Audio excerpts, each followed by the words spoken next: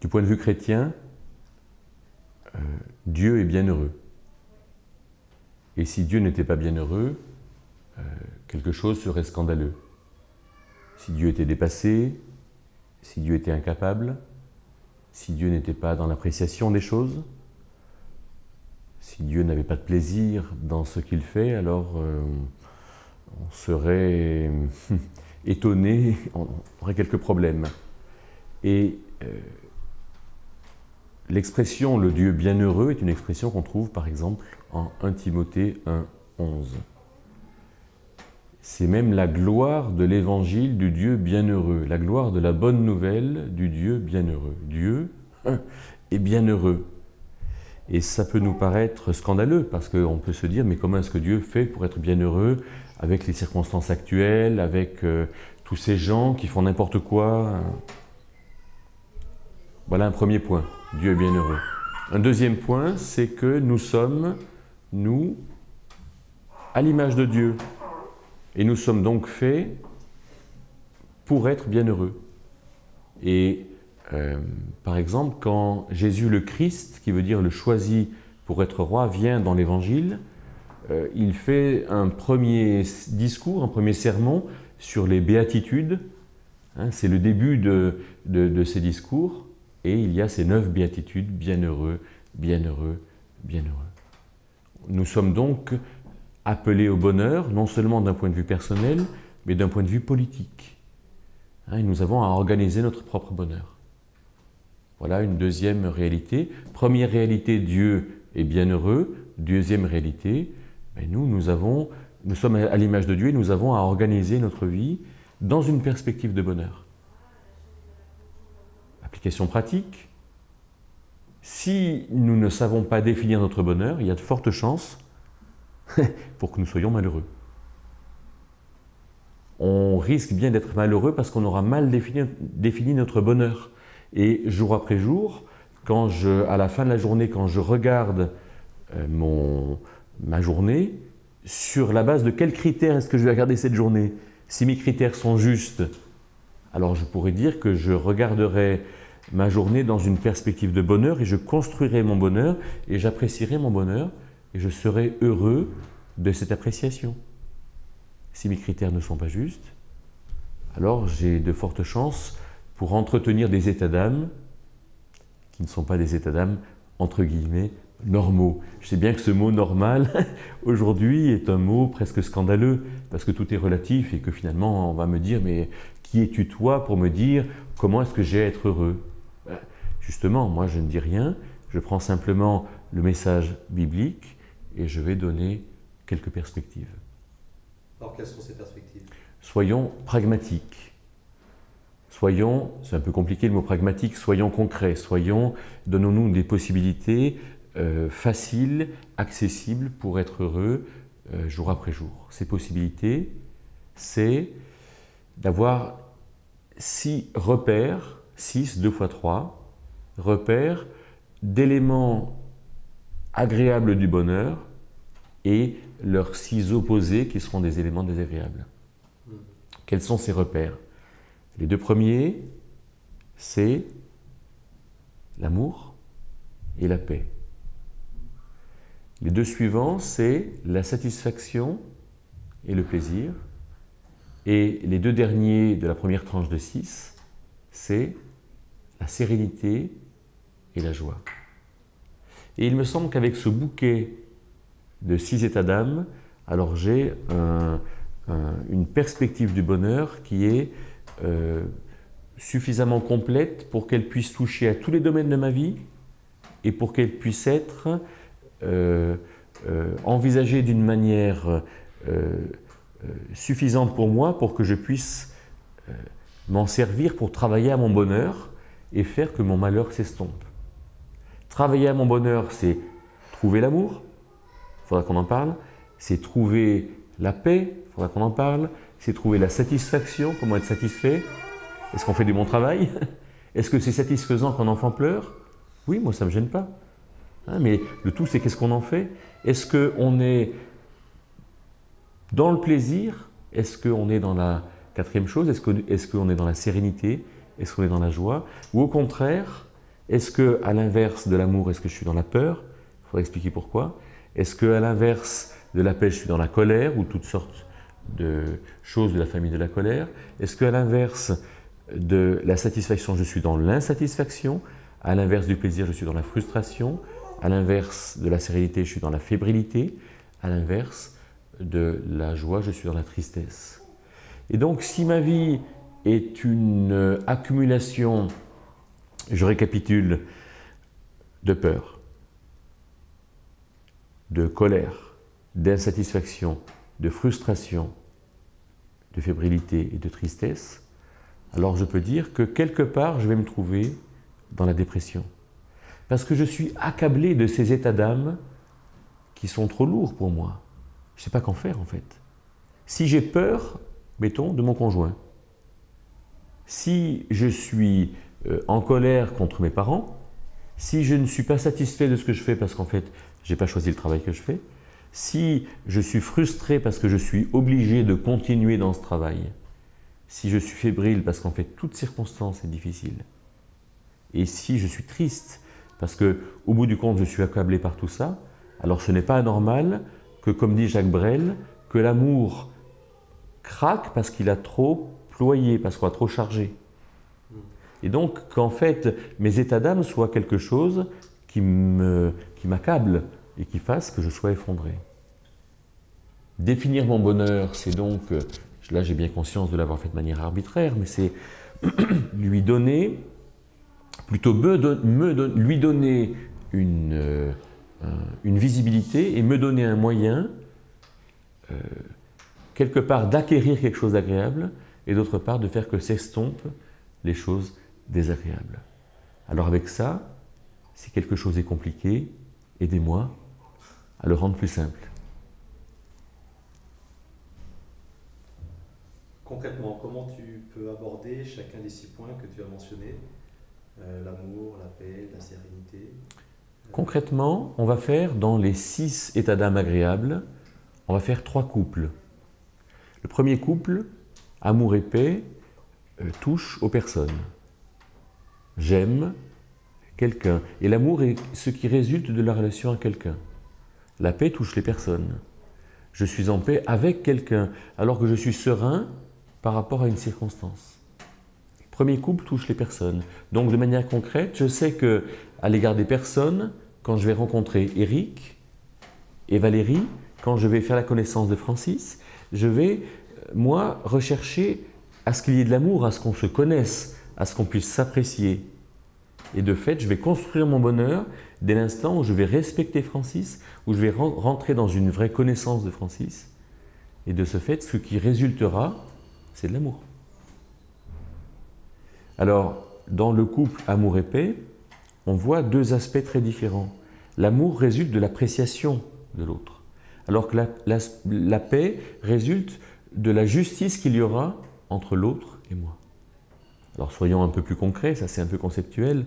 Si je rencontre Francis et que je lui dis, lui, son travail est de faire du montage, mettons, de films, et que moi j'y connais rien, si je lui dis, si je rassemble 3 souvenirs de Final Cut, parce qu'un jour j'ai vu quelqu'un manier Final Cut Pro et que je vais vouloir lui en mettre plein la vue, alors que j'en suis incapable, il va discerner que ma motivation n'est pas juste. Pourquoi est-ce que je fais ça? Et du coup, il y aura quelque chose d'injuste entre nous. Il y aura de la colère. Il verra qu'il y aura une sorte de relation fausse, de manipulation, de puissance, hein, de puissance sur lui, de non-reconnaissance de son travail. Quelque chose de faux qui fera qu'on ne sera pas en paix. Et la paix résulte de la justice que j'ai avec quelqu'un. Romains, chapitre 5, verset 1, nous dit « Ayant été justifiés dans la réalité, dans le départ de ce que la foi nous a donné, hein, sur le principe de la foi, alors nous avons la paix avec Dieu. Parce que je suis justifié par Dieu, je suis en paix avec Dieu. Donc parce que, en fait, entre Dieu et moi, les choses sont justes, je suis en paix. J'ai pas peur de Dieu. Adam, il n'était pas en paix. Dieu lui avait dit de ne pas manger, en fait, de ce fruit de l'arbre. Et Adam n'était pas en paix avec Dieu. Hein? Moi, je suis en paix avec Pierre parce que même si son téléphone sonne, je ne suis pas dérangé par le fait que le téléphone sonne. Parce qu'on n'a pas fait un contrat dans lequel on s'est dit si jamais le téléphone sonne, alors il faudrait une flagellation. Non, on n'a pas fait ce contrat. Du coup, en fait, on n'est pas dérangé par quelque chose. Et du point de vue relationnel, je ne suis pas en paix. Du point de vue de la circonstance, je ne suis pas fébrile. Voilà. Et donc, travailler à mon bonheur de manière concrète, c'est-à-dire quand je rencontre quelqu'un, je mets en œuvre ces choses-là. Je sais que c'est important d'être avec quelqu'un, et c'est là où je trouve l'amour. C'est important que dans ma relation avec quelqu'un, les choses soient justes. Alors je suis en paix avec. Et dans la relation au prochain, c'est terrifiant de voir comme les choses ne sont pas justes. Hein, on pourrait dire dans la relation d'intimité, dans le couple, comme on est capable de vivre dans l'injustice, dans la non-compréhension et dans cette difficulté de vouloir se venger, de vouloir changer l'autre, de vouloir être dans des circonstances bancales où les choses ne sont pas justes. Alors, premier couple, c'est la paix et l'amour, ou l'amour et la paix, ça touche aux personnes. Deuxième couple, c'est la satisfaction et le plaisir qui touchent à ce que nous faisons. Est-ce que, par exemple, en ce moment, Valérie est obligée d'écouter le son? Alors, si elle est obligée, elle ne peut pas être parfaitement heureuse. Si elle choisit d'écouter le son, si c'est quelque chose qu'elle fait volontairement, qu'elle fait librement, parce que son action, elle lui donne de la valeur, alors elle est libre, elle n'est pas frustrée. Voilà. Le malheur, c'est qu'il y a quantité de circonstances dans lesquelles on traîne les pieds. Je suis obligé de garder mes enfants. Je suis obligé d'aller travailler. Je suis obligé de me couper les ongles. Je suis obligé de me coiffer. Je suis obligé de dépenser de l'argent. Waouh! Mais là, on est continuellement en train de travailler à notre propre malheur. Parce qu'en fait, on fait quelque chose à quoi on n'accorde pas de valeur. Et du coup, on est frustré. Qu'est-ce qui permet de ne pas être frustré? C'est la liberté dans laquelle nous sommes. Waouh, la liberté. Je suis libre de dire non. Est-ce que tu veux venir avec moi? Non. Mais tu me blesses. Mais moi, je ne veux pas te blesser. Mais moi, je veux être libre. Hein? La vraie relation, c'est une relation dans laquelle il y a de la liberté. Si je suis obligé de te dire oui, alors je ne suis pas dans une relation libre avec toi. Et la relation dans le couple doit être une relation libre. Hein? Est-ce qu'on peut faire l'amour ce soir? Non. C'est bien, on est libre. Et là, on est dans quelque chose de vrai. Dieu est libre avec nous. Et Dieu nous dit, qu'est-ce que tu veux faire? Ah ben moi, j'attends que tu me dises ce qu'il faut que je fasse. Oui, mais c'est pas ça la liberté. La liberté, c'est que tu choisisses ce que tu veux faire. Ah oui, mais moi, je ne suis pas assez intelligent. Mais je t'ai donné toute l'intelligence que tu avais à avoir. Oui, mais moi, je ne suis pas assez créatif. Oui, mais la créativité, il faut que tu la découvres. Oui, mais moi, j'ai peur. Oui, mais tu as peur parce que tu t'estimes incapable. Et tu es en train de mettre des barrières à cette liberté à laquelle je t'appelle. Est-ce que cela voudrait dire que quand on dit il y a des obligations et des devoirs, le devoir serait quelque chose qui n'œuvrerait pas pour notre bonheur? Ça peut, dans la mesure où nous accomplissons notre devoir sans liberté. Mais si par exemple j'ai le devoir de réparer une blessure ou une dette, c'est un devoir, hein, devant ce qui est juste par exemple. Mais ce devoir-là, je peux très bien l'accomplir librement. Et dire, voilà, j'ai du plaisir à réparer. Ce n'est pas forcément agréable, mais j'en ai du plaisir, parce que je sais que c'est important. Et alors je peux toujours être dans la liberté. Le problème qui se pose avec ces définitions du bonheur, c'est que parce qu'on ne fait pas la différence entre la liberté et la justice avec les gens, par exemple, Et si on met l'accent sur la justice plutôt que sur la liberté, à ce compte-là, on va être en paix avec les gens, mais on va être contraint de faire les choses. Et du coup, on n'aura pas l'élément du bonheur, qui est le plaisir, et on fera les choses sans plaisir. Ce qui s'est trouvé dans les 2000 ans d'histoire chrétienne de manière énorme et presque scandaleuse. Ou par exemple, dans les amours célèbres, les amours d'Abélard et Héloïse, Abélard, vers 1200, 1250, je ne sais pas exactement, était un théologien à la pointe. Mais il ne fallait surtout pas qu'il se marie. Il était amoureux. Il a été émasculé par son oncle Fulbert, qui a appris qu'il était amoureux d'Héloïse, sa nièce. Et pour que Abélard puisse accéder à cette carrière importante de docteur de l'Église. Mais là, il a été contraint, en fait. Alors, si on est dans la contrainte, on n'est pas dans le plaisir. Et il faudrait qu'on fasse toute chose avec plaisir. Et pourtant, aujourd'hui, on est dans une société où le plaisir est vraiment montré comme un élément très très important. Est-ce qu'on peut dire que le plaisir, c'est un accès au bonheur? Le plaisir est un élément constitutif du bonheur, mais il n'en est qu'un. Et je dirais qu'aujourd'hui nous sommes dans une société hédoniste, du grec hédon qui veut dire plaisir, mais dans lequel le plaisir est finalement la première chose à rechercher, même si elle est au détriment des autres. Et le plaisir amène à l'individualisme.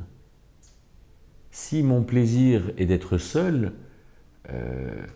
parce que je ne règle pas certaines choses, parce que je ne rentre pas dans tout ce que me procure la relation, alors je vais être amputé de tout l'amour qui résulte de la relation.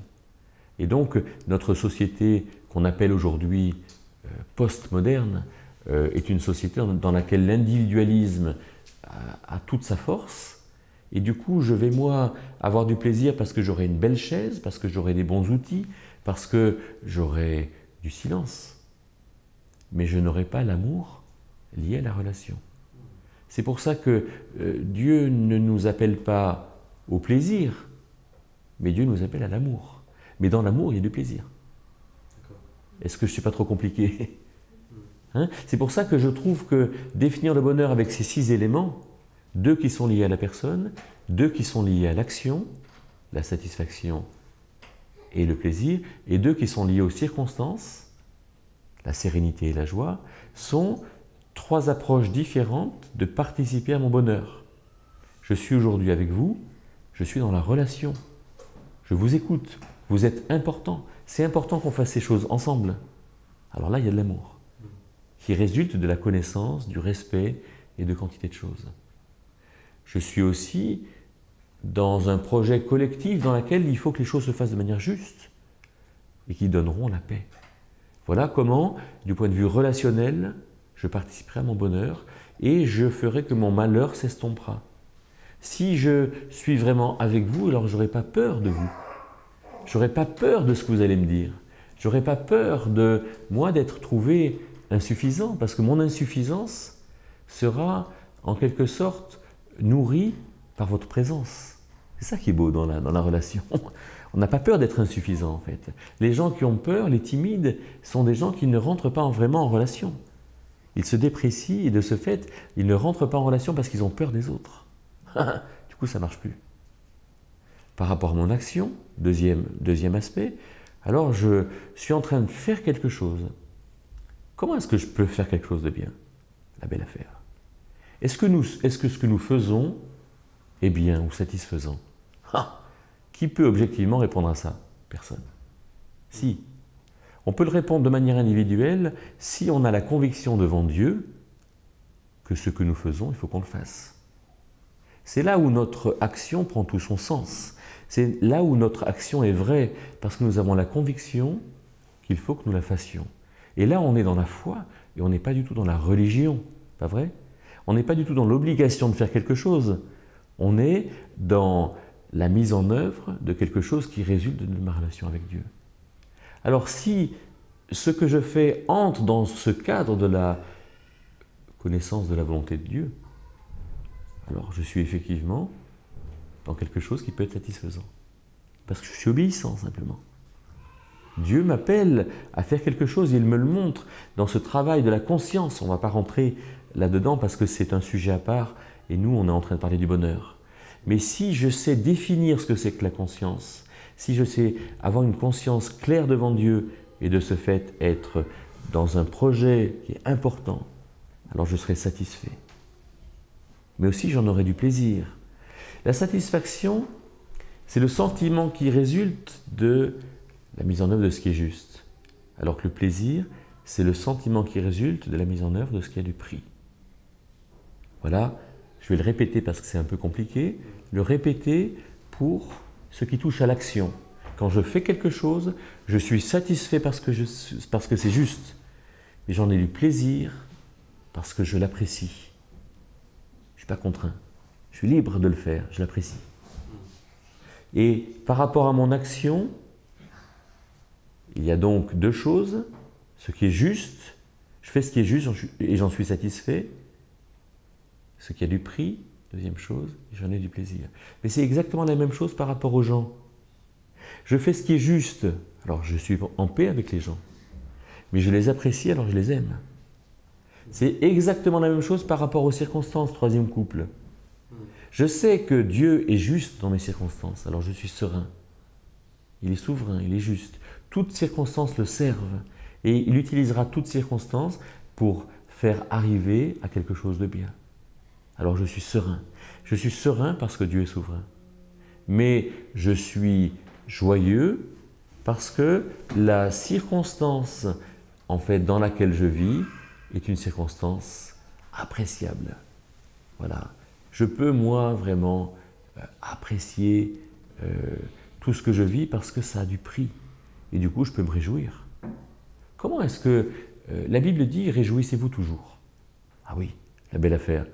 Mais comment est-ce que je peux me réjouir quand il y a un décès dans ma famille?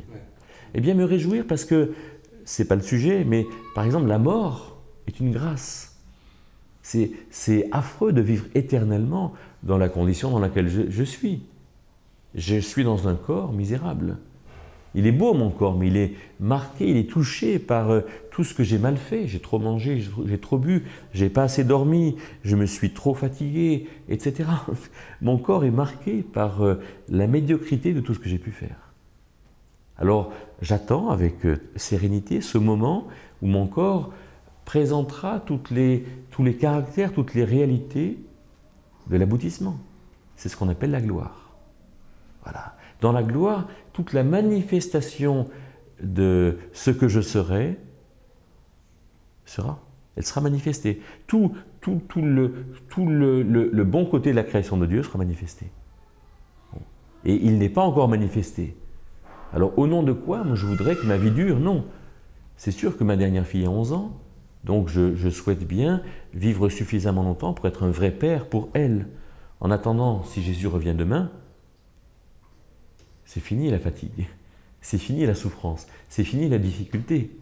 Donc je suis dans l'appréciation de ce que je suis en train de faire, mais je suis aussi dans la lucidité. Je préfère que Jésus revienne demain. Donc si quelqu'un meurt dans ma famille, je dis mais cette personne-là, elle est arrivée. Moi, je ne vais pas me lamenter sur elle, que c'est dommage, je ne vais pas dire que c'est dommage qu'elle ne soit pas encore en train de vivre avec nous. Je vais accepter la séparation parce que cette personne-là est arrivée dans son chemin. Elle est arrivée, elle attendait ce moment où elle rencontrerait Dieu. Elle est arrivée, moi je m'en réjouis. Alors je suis triste de la séparation, mais je me réjouis véritablement de la rencontre de cette personne qui m'est chère avec Dieu. Et du coup, je peux, moi, être dans la tristesse, mais me réjouir dans la tristesse. Hein? Triste, nous dit l'apôtre Paul en 2 Corinthiens 6,10, mais se réjouissant toujours. Hein? Être dans ce paradoxe. Et voilà comment je construis mon bonheur. J'ai à trouver la sérénité parce que Dieu est souverain. J'ai à trouver la joie parce que les circonstances ont un prix. J'ai à trouver l'amour en étant avec les gens. J'ai à trouver la satisfaction en étant obéissant. J'ai à trouver le plaisir en donnant du prix à mon action.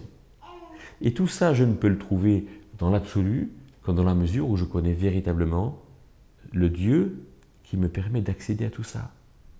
J'ai à trouver l'amour dans la relation parce que Dieu me dit, il n'y a que la relation qui puisse, en fait, te combler. Il n'est pas bon que l'homme soit seul. C'est pas simplement pour le couple, ça. Hein? Donc Dieu me dit ça, et Dieu me dit, mais sois en relation avec moi, recherche-moi. Recherche-moi dans tout ce que tu fais, recherche-moi dans ton regard sur les choses, recherche-moi dans le choix de tapis que tu fais pour mettre sur un plancher un peu plié. Et oui, tout est important. Recherche-moi dans le dosage du café que tu fais le matin, pour que finalement, Francis puisse avoir un café qui lui plaise. C'est ça, la relation. Et on trouve la relation aussi dans l'action. Tout est interdépendant. Il ne faut pas dire que finalement, il y a une boîte qui est la relation, il y a une boîte qui est l'action, et il y a une boîte qui est les circonstances. Non, tout ça est interdépendant. Mais c'est vrai que voir mon bonheur avec ces 3 boîtes, et avec ces 2 critères de la justice et du prix, ça me permet finalement de mieux accéder à mon bonheur, de mieux construire mon bonheur. C'est à la fois très théorique mais très pratique. Je me réveille et si j'ai, pour 36 raisons, été réveillé par ma petite, mal dormi parce que j'ai trop mangé, eu trop chaud parce que ceci ou cela, ou trop froid, alors finalement, je me réveille, je sens que ça tire un petit peu, je ne dis pas « oh là là, je dormirai bien encore 2 heures », c'est-à-dire que je me réveille parce qu'il faut que je me réveille, parce que dans mon programme j'ai mis ça, alors je me réveille. Dans mon action est satisfaisante, parce qu'en fait, c'est comme ça que je l'ai déterminé. Si je me laisse embarquer en définissant des actions un peu à volo, je ne serai jamais satisfait. Et là, je ne participerai pas à mon bonheur. Je me réveille. Je vais prendre ma douche. Je me dis, quelle plaie, être toujours obligé de se laver. Là, je suis frustré. Quand je me regarde dans le miroir et que j'ai 51 ans, je dis, mais oh là là, je commence à être bouffi quand même. Hein? Et oui, c'est l'âge. Et si je dis, mais pourquoi suis-je obligé de rentrer dans cette contrainte de l'âge? Là, je me contrains, là, je ne rentre pas dans la liberté dans laquelle Dieu m'appelle, en acceptant ce qu'il m'appelle à vivre. Du coup, je participe à mon malheur. Je descends, je me fais du café, et si je me dis, mais finalement, heureusement que j'ai le café pour me réveiller, je participe à mon bonheur. Non, moi, je me réveille, c'est un choix. Je me réveille, je suis ce que je suis. Je n'ai pas besoin, moi, de ceci ou de cela pour me réveiller. Si je suis grognon tant que je n'ai pas bu mon café, qu'après mon café, je décide de ne plus être grognon, je participe à mon malheur. Non, moi je ne décide pas d'être grognon, je vis en fait la circonstance que Dieu m'appelle à vivre. Il y a des gens qui se réveillent instantanément, il y a des gens qui mettent 10 minutes. Si les gens mettent 10 minutes, c'est très bien. Si les gens décident que ce n'est pas bien qu'ils mettent 10 minutes, à ce compte-là, ils participent à leur propre malheur.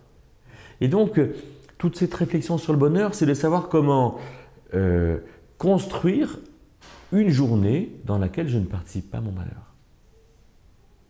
Alors, je crois que je donne quelques repères, il n'y en a que 6 en fait, qui me permettent d'accéder à tout ça.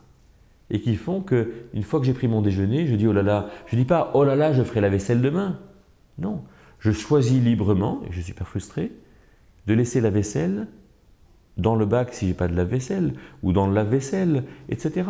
Et comment dire, toute ma vie est une succession de choix dans lesquels je ne vais pas alimenter la frustration, dans lesquels je ne vais pas être insatisfait, dans lesquels je ne vais pas être fébrile, dans lesquels je vais rencontrer des gens.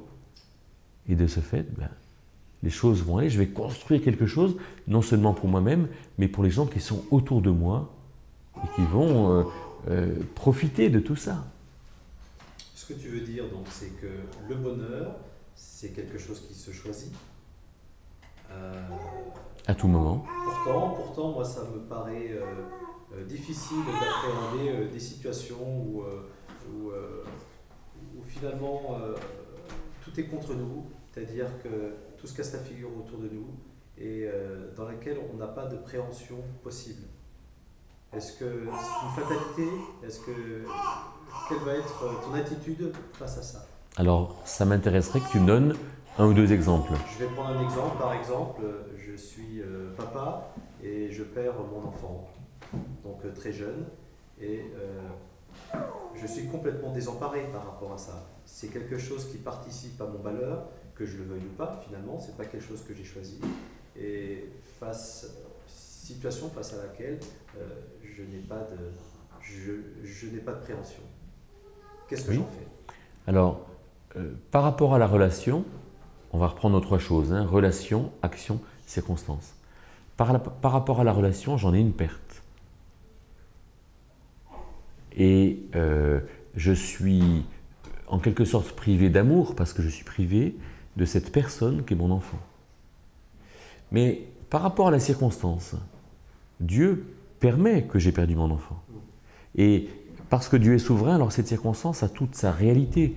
Je ne sais pas quelle est sa réalité, je ne sais pas quel est son sens, mais parce que je crois que Dieu est souverain, alors je crois et je peux entendre que cette circonstance a du sens, et de ce fait, je peux, moi, être véritablement serein et faire que je peux exprimer ma colère, exprimer ma douleur à Dieu, exprimer ma tristesse profonde d'avoir perdu cet enfant, et en même temps, je sais que quelque part, dans l'aboutissement de la vie, qui est la vie éternelle, cet enfant, je le retrouverai.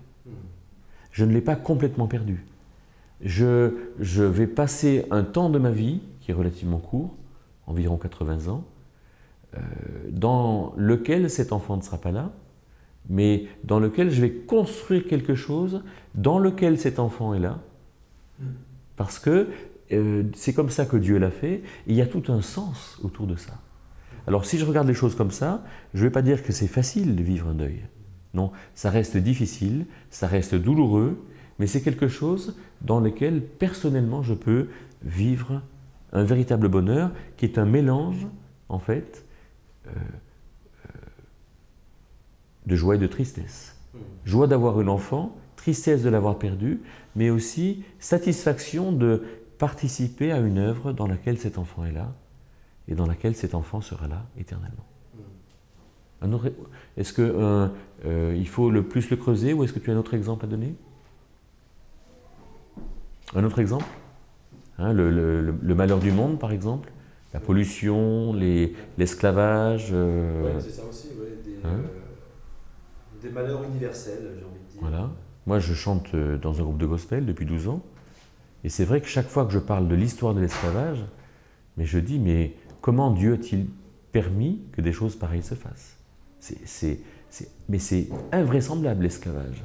C'est quelque chose comment dire, la perte d'un enfant, c'est une perte, alors c'est scandaleux ce que je veux dire, hein, mais c'est une perte ponctuelle. L'enfant est mort. Mais l'esclavage, c'est une perte continue. Quand on est esclave ou quand on sait que notre enfant est vendu comme esclave à un esclavagiste, c'est une perte continue. Je me fais comprendre? C'est affreux. C'est inhumain. Quand on sait tout ce qu'on fait à un esclave, l'esclave est un objet. Hein, je ne sais pas si vous connaissez le Black Code fait par Louis XIV. Hein, je ne sais pas, vers 1665, 1670, non, un peu plus tard. C'était un code que Louis XIV a fait pour que la noble société française puisse continuer à utiliser ses esclaves comme objets, et l'esclave est un objet immobilier, est un bien immobilier. C'est quelque chose d'affreux. Si moi je suis un père esclave noir, un esclave, mettons en France, et mon enfant est né dans le temps où j'ai été esclave, alors mon enfant appartient à mon maître. Et mon maître en fait ce qu'il veut. Voilà une souffrance continuelle. Eh bien, personnellement, quand j'entends ça, je ne porte pas le malheur du monde. Je dis Dieu est souverain et Dieu est le garant de ces choses-là. Je ne sais pas ce qui se passera. Je ne sais pas comment est-ce que Dieu fera pour rendre justice. Mais je sais que Dieu est juste. Je sais que justice sera rendue. Et c'est là où, dans un sens, il y a pour la personne qui n'est pas croyante une limite à son bonheur, parce que du point de vue de l'homme, du point de vue de l'humain, dans une perspective humaniste, on ne peut pas rendre justice sur ces choses. On peut mettre les gens en prison, mais on ne peut pas rendre justice. En tant que croyant, je sais que Dieu rend justice. Et là, je trouve la paix.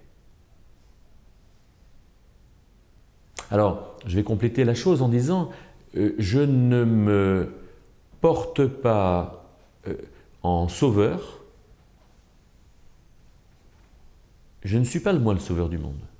Et du coup, je ne suis pas chargé d'un fardeau que je pourrais avoir envie de porter. Non, je ne le porte pas. Première chose. Mais deuxième chose, je ne subis pas l'injustice que je regarde autour de moi. Pourquoi, par exemple, quelqu'un que je vois comme intelligent, sensible, en face dans ma rue, et quelqu'un qui n'a pas pu faire d'études, parce que ses parents n'ont pas voulu lui payer d'études. C'est affreux. Parce que la société a fait quelque chose qui a fait qu'elle n'a pas pu faire d'études. Parce que, quelque part, moi j'aurais pu lui payer des études, mais pour 36 raisons, je ne l'ai pas fait. Alors, voilà, je sais que, Dieu est souverain, et je sais que Dieu fera quelque chose avec ça. Mais moi, je peux rentrer dans ce projet politique, dans ce projet social, en faisant ce qui est à ma portée. Jésus n'est pas intervenu sur l'ensemble de la population mondiale, et je vais finir avec ça. Jésus n'a fait que 12 disciples, auxquels il a donné le choix d'entrer dans son projet. Il y en a un qui l'a vendu, il y en a un qui l'a renié, il y en a un qui a douté, il y en a deux qui ont fait n'importe quoi, faire descendre le feu du ciel, etc. Ça fait quand même un sacré déchet. Mais Dieu laisse l'homme libre, à nous de rentrer dans un projet dans lequel nous sommes libres. On est combien ici? Presque une douzaine, non? À rentrer dans un projet. Voilà, ça c'est bien. C'est un petit projet. On est là dans un projet dans lequel on peut participer à notre bonheur et apporter du bonheur. Alors on espère que cette réflexion sur le bonheur en apportera. Amen.